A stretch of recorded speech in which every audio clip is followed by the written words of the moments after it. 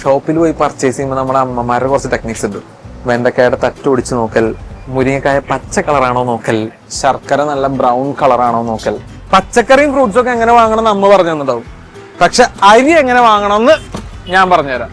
ഇത് മട്ടനാട് മട്ട. കടയിൽ പോകുമ്പോ എങ്ങനെ അരി നല്ലതാന്ന് മനസ്സിലാക്കും? അരി അങ്ങനെ നല്ലതാണെന്ന് അമ്മയ്ക്ക് മനസ്സിലാക്കാൻ അറിയില്ല. അമ്മ വച്ച് നോക്കി ഭക്ഷണം ടേസ്റ്റ് ഉണ്ടെങ്കിൽ നല്ലതാന്ന് പറയും. ഓൾമോസ്റ്റ് 15 വർഷം പരിചർക്കുക നടത്തിയ ആളാണ് എന്റെ അമ്മ. ഇത്രയും കാലമായിട്ട് അരി ഏതാണെന്ന് നല്ലത് നോക്കാൻ എന്റെ അമ്മ പഠിച്ചിട്ടില്ല.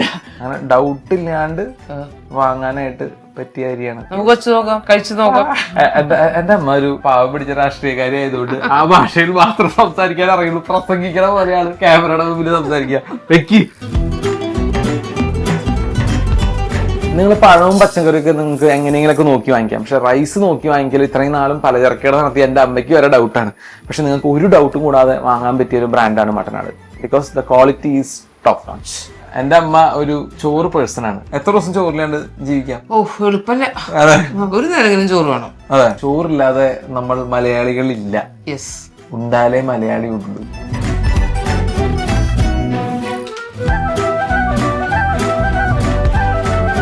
നല്ല ചോറാട്ടോ. ആ, വലിയ കറികളൊന്നും ഇങ്ങനെ കഴിക്കാം. നല്ല റൈസാണ്. അപ്പോ ഉണ്ടാലേ മലയാളി ഉള്ളൂ.